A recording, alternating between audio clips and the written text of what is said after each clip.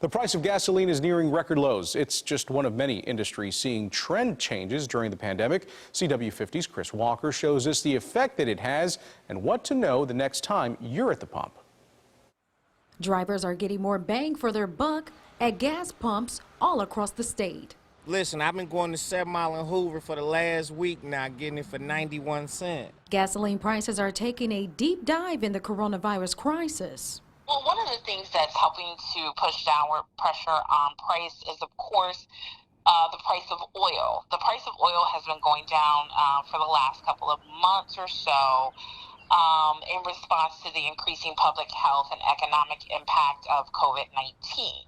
And analysts say as more people stay in and off the roads, the demand for gasoline is going down, and so are the prices. Latest data reveals we have not seen demand levels this low since the spring of 1968.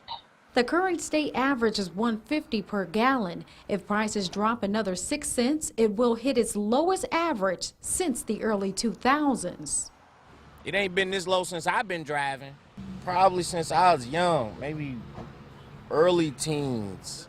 Although some Detroit stations are selling gas for less than $1 a gallon, prices are expected to trend up once the stay-at-home order is lifted.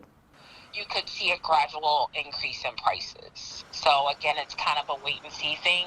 Michigan's stay-at-home order runs through the end of April. Reporting in Detroit, Chris Walker, CW50 News at 10.